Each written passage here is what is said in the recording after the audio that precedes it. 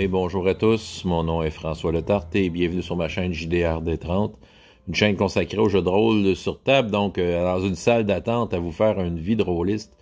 Et la réponse à coup critique. Donc, faut que je raconte une aventure maritime parmi les celles qui me sont revenues à la mémoire. Je vais simplement y aller avec la plus récente que j'ai vécue.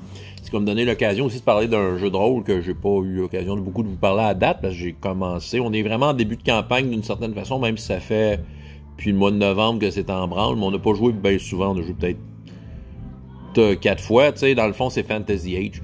Là, dans le fond, là, on reprend ça demain. C'est la première fois après les fêtes, après les congés de Noël et les tempêtes qui nous empêchaient d'y aller. Là, demain, s'il fait beau, là, on le fait. Donc, c'est ça. Mais quand même, la première aventure était une aventure maritime. Puis c'est le même personnage que j'ai aujourd'hui, soit dit en passant, c'est ça, c'est un one-shot pour tester un peu la dynamique de groupe puis le jeu, pour qu'on voit ce que ça a de l'air. Moi, j'ai créé un magicien.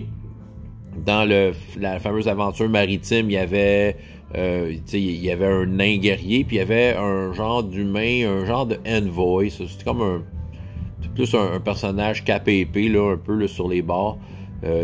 Ces deux joueurs-là ont changé de personnage, moi j'ai gardé le mien, c'est ça. Un magicien qui maîtrise l'élément de l'air et les illusions. Écoute, oui, c'est une aventure maritime, parce que l'histoire, c'est qu'on avait besoin d'aller quelque part, on devait prendre un bateau, et une fois sur le bateau, que malheur, il y a un mystère, il y a des gens qui disparaissent, qui se font pousser à l'eau, qui se font assassiner, les morts sont étranges, je me souviens pas exactement quoi, mais clairement, le capitaine avait besoin d'aide pour démystifier ce qui se passait, ce qui fait qu'évidemment, il a fait appel au personnage joueur, à nous. Fait qu'on part l'enquête. Ce que je me souviens, je vais dire les hauts faits, ce que je me souviens, la première affaire, on a ri, là, ça c'est, sérieusement, on a beaucoup de plaisir dans ce game-là, on rit beaucoup, fait que jusque-là, tout va bien, t'sais. Le fait d'être dans un bateau, en fait, restreint les mouvements, tu peux pas te sauver comme si tu veux d'un bateau, donc c'est sûr que là, si le danger est à bord, ben, tu dois composer avec. Mais là, pour conduire l'enquête, c'était clair que j'avais l'air d'un magicien, là, puis c'est ça, puis dans le fond, j'ai fait un gros bluff auprès de tous les passagers en leur disant que, regardez, c'est nous qui faisons l'enquête et moi j'ai des pouvoirs pour lire votre esprit. Et quand je le fais, ça fait très mal. Donc si vous voulez pas prendre mes pouvoirs, ben, dites la vérité. Mon bluff a marché à plate couture. Tout le monde craignait mes fameux pouvoirs que je n'avais pas parce que j'ai pas ce genre de pouvoir-là.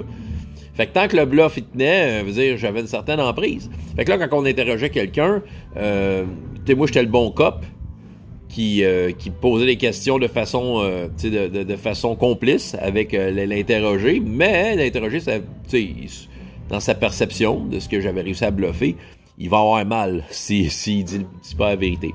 Et à côté de moi, la plupart des interrogatoires, c'était avec le nain guerrier, que lui, c'était le bad cop. Et lui, c'est sûr qu'il allait te faire mal, peu importe. Fait que, tu sais, dans le fond, l'interroger, on essayait de mettre de la pression pour qu'il dise la vérité. On récoltait quelques informations comme ça. Je sais qu'il y a des créatures aquatiques qui sont grimpées dans le bateau à un moment donné, en pleine nuit, grosse bataille, tout ça.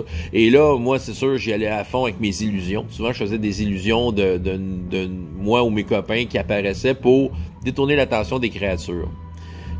Finalement, c'est un peu prévisible, mais dans le fond, il y a quelqu'un dans le navire qui n'est pas ce qu'il paraît, d'un sorcier qui veut faire venir un genre de démon aquatique.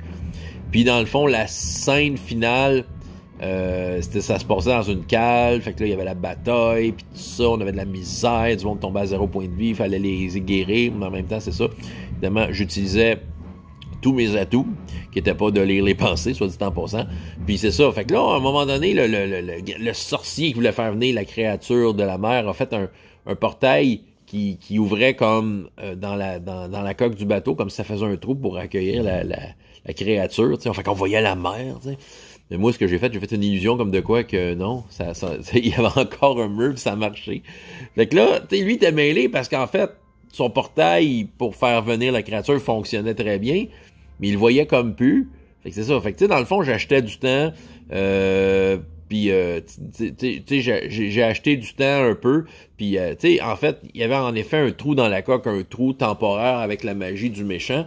Mais on passait on envoyait dans le trou qui était caché par mon illusion, mais on envoyait des ennemis là-dedans. En tout cas, bref, on a ri, là. Mais j'avoue que les illusions, j'aime beaucoup ça, jouer avec ça. Et dans le cas présent, ben, on a pu arrêter la venue d'un démon aquatique qui aurait pris la possession du bateau, tout ça. J'avoue que c'est un peu poche, mais je me souviens pas trop mais qu'est-ce que le méchant voulait, là, pourquoi au final il y avait tout ça. Tout ce qu'on sait, c'est qu'on l'a arrêté dans un bateau, donc c'était maritime, puis que dans le fond, le capitaine était bien content du travail qu'on a fait. Il nous a récompensé. Je pense que dans le narratif, il nous donnait le bateau, là, mais sauf que là, c'est un one-shot, on peut peser sur reset, puis à partir de là, ben, on part d'une nouvelle aventure. Et j'ai gardé mon personnage, parce que j'ai tellement eu de plaisir à jouer dans cette aventure maritime-là, que j'ai décidé de le jouer encore. Puis c'est ça. Fait que c'était mon anecdote. Tu sais, dans le fond, on n'a pas fait des trucs très, très maritimes, mais ça se passait sur un bateau. Comme je dis, le bateau est un endroit où tu peux pas te sauver comme tu veux. Fait qu'il fallait qu'on règle le problème dans cet endroit restreint-là. Voilà. C'est ce que j'avais à vous raconter, François Letarte, JDR de 30. Et jusqu'à la prochaine fois, et autant de plaisir dans la vie que dans les jeux. Au revoir.